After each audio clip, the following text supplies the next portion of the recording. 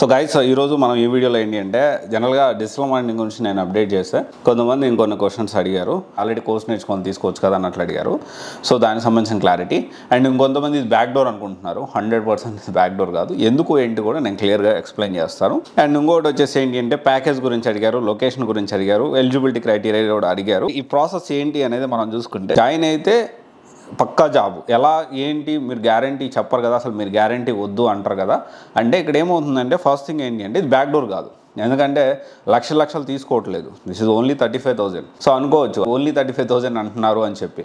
So 35,000 మీరు third month నుంచి return back వస్తుంది. అసలు ఈ ప్రాసెస్ ఏంటి, దాని తర్వాత ఎలిజిబిలిటీ క్రైటీరియా గురించి మనం డిస్కస్ చేసుకుందాం. ఇదేంటి అంటే ఫస్ట్ అర్థం చేసుకోవాల్సిన విషయం ఏంటి అంటే సో ఒక ఫ్రీలాన్సర్ మల్టిపుల్ కంపెనీస్కి ప్రాజెక్టులు చేస్తూ ఉన్నాడు. సో వాళ్ళందరికీ కూడా ఇప్పుడు కొంతమంది పీపుల్ అవసరం. సో 25 మెంబర్స్ దాకా కావాలి. దాదాపు చాలా ప్రాజెక్ట్స్ ఉన్నాయి. లొకేషన్స్ వచ్చేసి హైదరాబాద్ అండ్ బెంగళూరు సంబంధించి డిఫరెంట్ కంపెనీస్లో కావాలి అని చెప్పి ఇదైతే అప్డేట్. సో డిజిటల్ మార్కెటింగ్ అంటే మీరు అనుకోవచ్చు కంపెనీస్లో ఉంటుంది, ఎక్కువగా ఎడ్యుకేషన్ ఇన్స్టిట్యూట్స్లో కూడా ఈ రిక్వైర్మెంట్ అనేది ఉంటుంది. ఓకే, ఇదైతే గుర్తుపెట్టుకోండి. అండ్ కంపెనీస్లో కూడా ఉంటుంది. మోస్ట్ ఆఫ్ ద టైమ్స్ ఈ డిజిటల్ మార్కెటింగ్ జాబ్స్ ఎలా ఉంటాయి అంటే నాట్ ఓన్లీ ఎడ్యుకేషన్ సెక్టర్, ప్రతి సెక్టార్లో కూడా డిజిటల్ మార్కెటింగ్ పర్సన్స్ అనేది అవసరం పడతారు. చెప్పాలి అంటే ఈ షాప్ ఏదైతే ఉందో దానికి సంబంధించిన ఫ్రాంచైజీలో కూడా చాలా అవసరం పడుతుంది.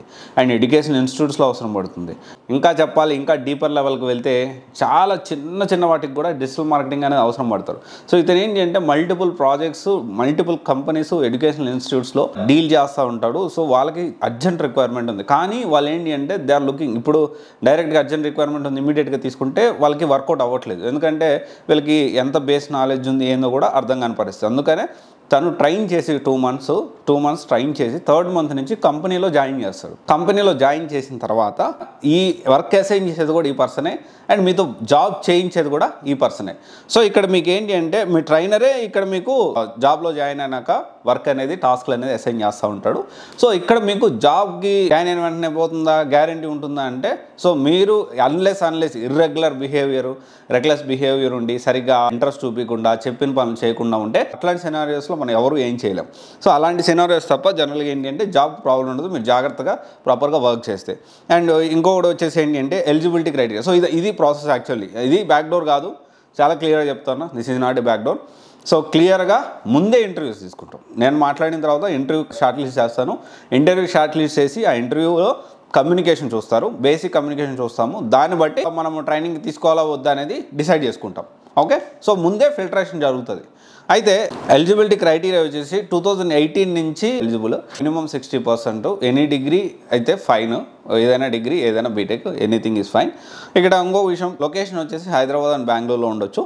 అండ్ ఈ 2 లొకేషన్స్లో ఉంటుంది, not more than that. Mostly Bengaluru కానీ హైదరాబాద్ కానీ. ఇంకోటి వచ్చేసి ప్యాకేజ్ విషయం చూసుకుంటే 1.8 నుంచి 2.4 LPA ఇనిషియల్ డేస్లో మినిమం ఉంటుంది. తర్వాత హైక్ అనేది అది పర్ఫార్మెన్స్ మీద డిపెండ్ అయి ఉంటుంది. అండ్ తర్వాత వచ్చేసి ఏంటి అంటే 2018, 17 కొంతమంది ఎలా అవుతున్నారంటే మల్టిపుల్ వర్క్స్ వెళ్ళిపోయి వేరే దానికి వెళ్ళిపోయి అంటే నాన్ ఐటీ నుంచి వచ్చే వాళ్ళకి, లేకపోతే ఇన్ని రోజులు గవర్నమెంట్ ఎగ్జామ్ ప్రిపేర్ అయ్యే వాళ్ళకి, సో వీళ్ళందరూ కూడా ఎలిజిబుల్లే. కానీ ఇప్పుడు వచ్చి ఫ్రెష్ మైండ్తో నేర్చుకొని నేను ఫ్రెష్గా నా కెరియర్ స్టార్ట్ చేస్తాను. సో నేను ఆబ్వియస్లీ చెప్పాను డిజిటల్ మార్కెటింగ్లో there is a possibility. So ఇప్పుడు మీకు ట్రైన్ చేస్తున్న పర్సన్ కూడా 32 lakhs తను ఒక దగ్గర జాబ్ చేస్తున్నాడు. And at the same time freelance projects కూడా చేస్తూ ఉన్నారు. సో ఇది క్లియర్గా క్రిస్టల్ క్లియర్గా చెప్తా ఉన్నా. చాలామంది ఇది బ్యాక్ డోరా ఇంకోటా ఏం లేదు, జెన్యూనే, ఇది కంప్లీట్ జెన్యూనే. మీ డెమో అటెండ్ అయిన తర్వాత సో దాన్ని బట్టి మీకు అర్థమవుతుంది. సో అసలు ఏంటి వాట్ అనేది అసలు ఏం చేస్తున్నాం ఇంకా డెప్త్గా మీకు అర్థమవుతుంది. ఇదైతే క్లారిటీ. అండ్ ఇప్పుడు ఏంటి అంటే రిక్వైర్మెంట్ అయితే 25 members ఉంది. ఒకవేళ 10 మందికి అయ్యారు లేదా 5 మందికి అయ్యారు, 5 మందికి 100% జాబ్ ఇచ్చేలాగా ముందే మనం ప్లాన్ చేసుకోం, ముందే ఫిల్టర్ చేసేస్తాం. ఓకే, ఈ క్యాండిడేట్ వర్తా కాదా అనేది మినిమం కొంత అంచనా వరకు ఇంటర్వ్యూ ద్వారా ముందే క్యాండిడేట్ని సెలెక్ట్ చేసుకొని ట్రైన్ చేసుకోవడం జరుగుతుంది. అండ్ తర్వాత ఆబ్వియస్లీ ప్లేస్మెంట్ అయితే థర్డ్ మంత్ నుంచే మీకు కంపెనీలో జాయిన్ చేయించడం కూడా జరుగుతుంది. సో ఇదైతే క్లారిటీ. ఓకే, ఇంకా ఏమైనా డౌట్స్ ఉన్నాయంటే మీరు definitely you can attend for counselling. నేను కూడా మీతో ఆల్రెడీ దీనికి సంబంధించిన మొత్తం ఇన్ఫర్మేషన్ నేను ఇచ్చాను. అండ్ దీనికి సంబంధించి ఇంకా ఇన్ఫర్మేషన్ కావాలి అంటే ఆల్రెడీ మొత్తం ఎలిజిబిలిటీ క్రైటీరియా ఇచ్చా, ప్రాసెస్ ఏంటి అని చెప్పా. అండ్ కోర్స్ కరికులం అంటారు, ఎస్ నేను పంపిస్తాను కోర్స్ కరికులం అనేది. సో మన టీంని అడిగి మీరు అది తెలుసుకోవచ్చు. Okay, thank you.